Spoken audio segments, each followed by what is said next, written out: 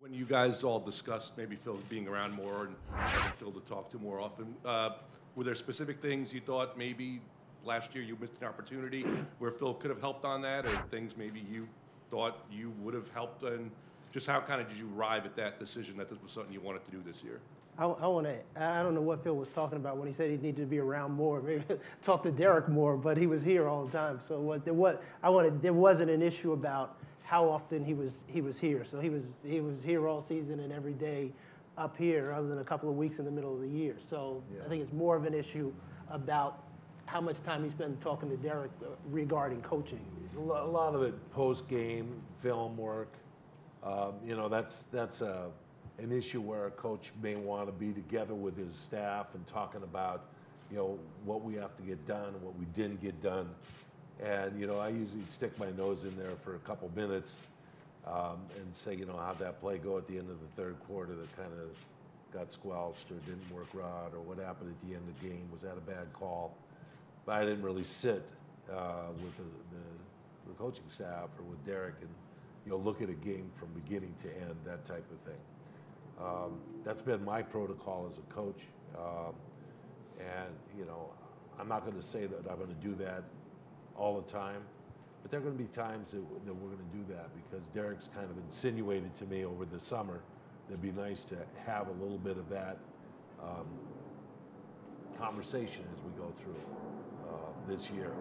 So we'll see. We'll see how that goes.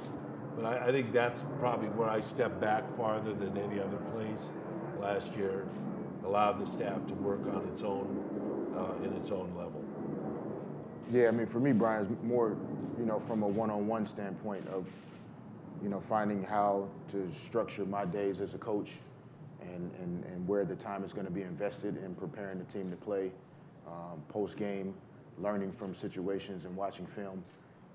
And so I just feel like it would be helpful to be able to do more one-on-one discussion of specific things that are going on with our team, as opposed to knowing that he's sitting on the other side of the building and has seen more basketball, you know, than I've seen in my entire lifetime, and not utilizing that resource to help myself and help our team. You know, I think, like I said, we're finding kind of the rhythm to that. And I thought Phil was amazing last year in giving me the space to kind of learn the ropes, in a sense. Where will my time be spent? And I have a much better feel for that. And so we just want to make sure we're carving out time where we can talk man to man and, in a sense, coach to coach, and you know, really make sure our team's heading in the right direction. Steve Popper again. Phil, last year, even with the one big Tyson trade, you inherited a lot of guys on that roster. Does it feel different this year? Does it feel like this is more your team, or the kind of team you want to have?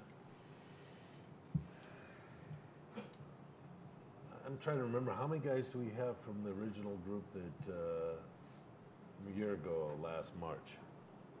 Carmelo? Does that say something to you?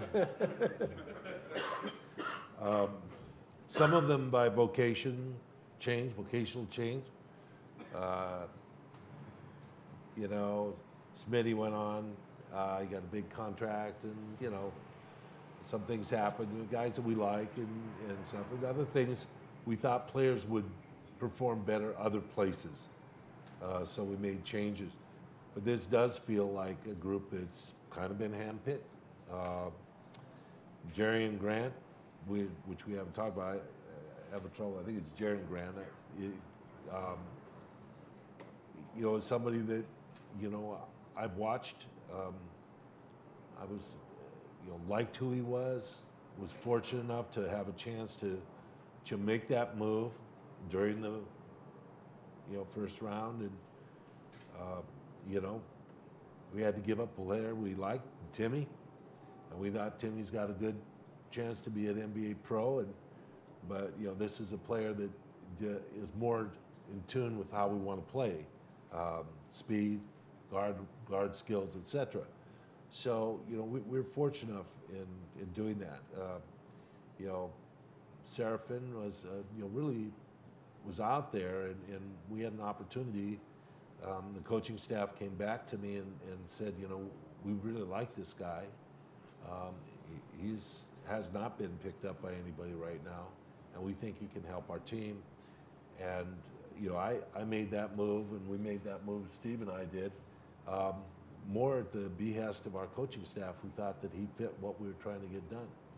So there've been a combination of both, you know, our input individually and also the staff's input as to what would work with what we did. You know, Sasha Vujicic, for example, you know, has been, you know, bounced around a little bit since the championships that we, you know, Fish was a teammate of and I was a coach of. You know, Sasha, he was a player that played critical moments for us and has a real understanding of what we try to get accomplished. He has the energy and the grit that we like about, you know, his game that can bring the activity level up in many assets or many facets of our game. So, you know, those are additions that may not jump out, but they make really good sense. And in response to a combination about where Carmelo plays, one of the reasons why we really thought Robin would be the best fit for us as a center was that it would allow us to be more flexible as a team, and Carmelo can play more of a 4 in that regard, as opposed to maybe a Greg Monroe, who's not the same size, not the same defensive player. So those are some of the things that fit together in the puzzle that makes us think that this team has got a chance to be really pretty good team defensively, particularly because some of the things we wanted, you know, Aaron Aflalo's another player that we thought defensively and maturity-wise can help this team grow. Derek, also, a bit more of what you talked last year about defense. So much. Does this feel like a move that fits what you want to do? Well, I mean, I think it's about people, essentially.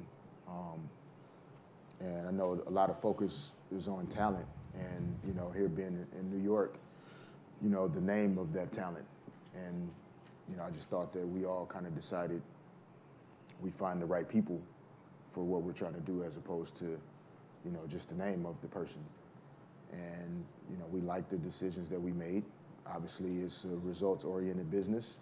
So, you know, until we win some games, none of it makes sense. And that's our job to figure that out. Derek, we always ask players around this time of year, you know, what did you do in the off season to improve? What did you work on? You know, as a coach, what were you working on over the summer to improve? You know, maybe things that you did last season that you wanted to tweak? Probably just my beard so that my smile could hide even more. That was probably the main thing I focused on. Looks rough. Yeah. Can look mean at those referees when they make a bad call. No, other than that, I mean, I'm learning everything. You know? I can't pretend that I've been doing this for a long time. But I'm a learner. One of the things that Derek did is he wanted to coach in the summer league, which is not really a natural response for a lot of head coaches there. They'd like to, you know, maybe have a break and not be there, but he wanted to, you know, get another feel for that, and I think that impressed me that he felt the presence of wanting to do that and continue dialing up the competitive level for coaching. I like that. Yeah, the main thing is, honestly, along with that is to continue to kind of chip away at, you know, learning from others and the way the position is supposed to be handled or managed, and really getting closer to my vision and what it is that I want for my team as the head coach. That's really where most of the work was spent. And so I'm closer to that. I'm getting more comfortable and confident with doing things and handling things in a way that's true and authentic to me, because that's the only way it can be. Whether or not I keep the job, don't keep the job, it has to be done the way that I see fit. You can't live life or coach a team, you know, based on what everybody else thinks you should be doing. I don't think the best coaches are able to get the job done if they do that. And I was impressed. I spent a lot of time with Fish this summer, And there are times I'd go in the office and he's sitting watching videotape or reading, and we talk a lot, and he'd talk about the way Tech's winners coached and how Phil took his ideas and how they evolved and how he thought, how should he look at all these things in the offense and how you play defensively and how that should evolve around what he wants to try to accomplish as a coach his way. So I think he spent a lot of time, and I was impressed as he was sort of goes through that process of trying to figure out ways to get better as we move into this season. Phil, I was gonna ask you along that theme, with all your experience and when you hired Derek, what was your vision of how you would see him evolve going to year 2? What might be his biggest challenge this season after everything he went through in his first year?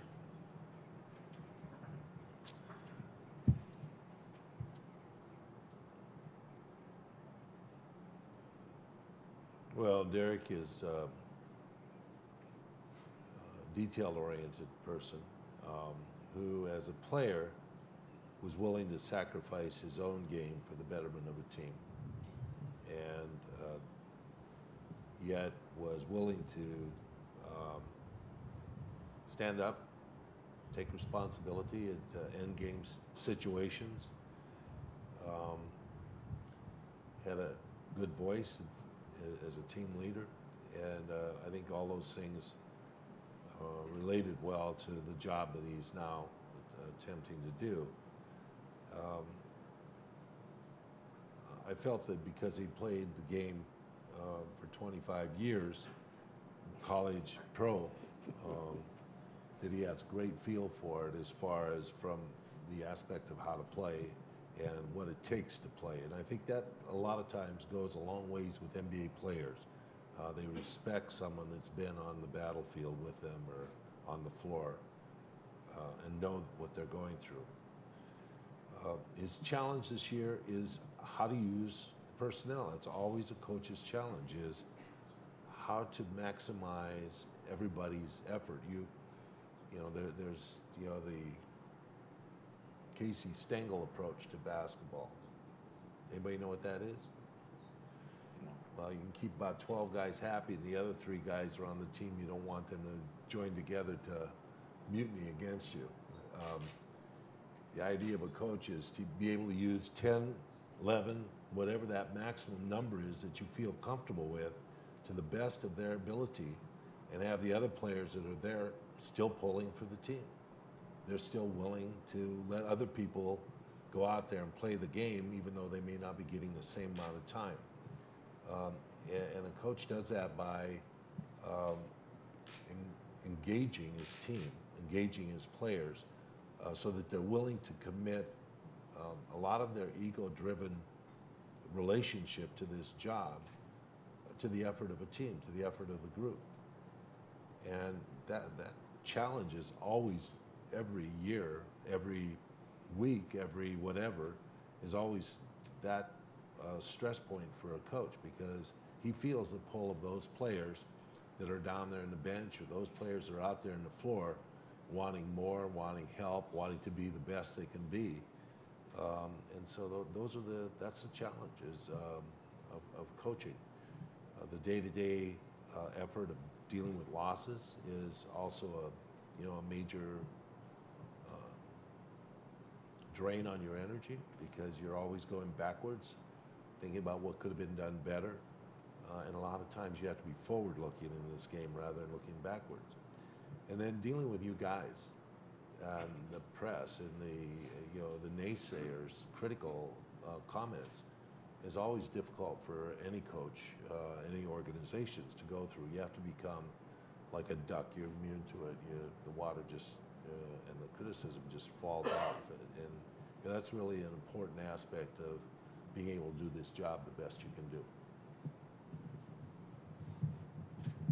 Yeah, Derek, Tom Hummer from Long Island Dispatch. How disappointing was it to you when your team fell to the 4th spot in the graph?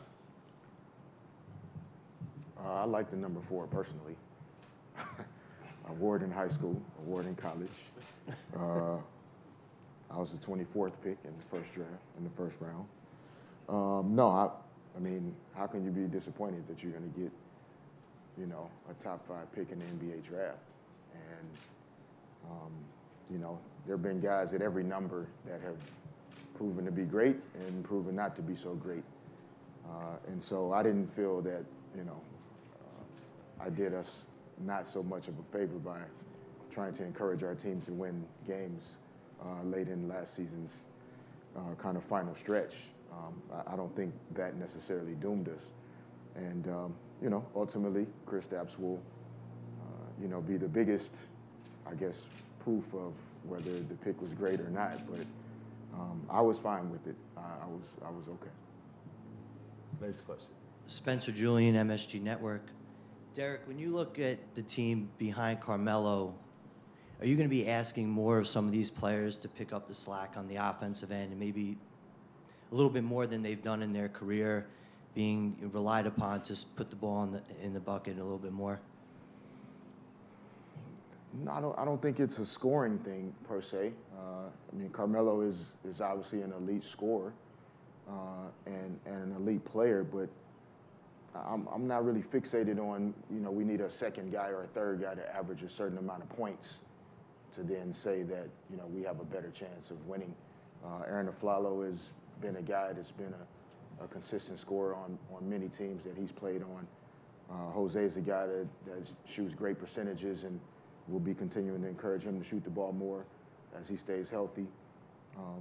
You know, we have a number of guys that can put the ball in the basket. That'll be the easy part. Defense is where you win. And so if we don't slide up in a major way on the defensive end, you know, then it's kind of all for naught. And so we want to obviously score more, want to play better offensively. We feel like we'll be able to do that. These guys in these scrimmages and pickup games that they're playing, we won't have a problem scoring. But can we stop people? Can we utilize the size and versatility of our team to get stops on the defensive end? I guess I'm curious, both of Phil and Derek, you look at this team, especially after the year Atlanta just had, where a lot of people said there was no individual star player, but Phil, with some of the teams you coached in Chicago and LA, what are some of the benefits to, obviously, the obvious benefits of having a couple of stars, but what sorts of benefits do you feel like there are in having a team where it is more of a team approach, where you feel like you need something from every guy, and do you see that potential in this team?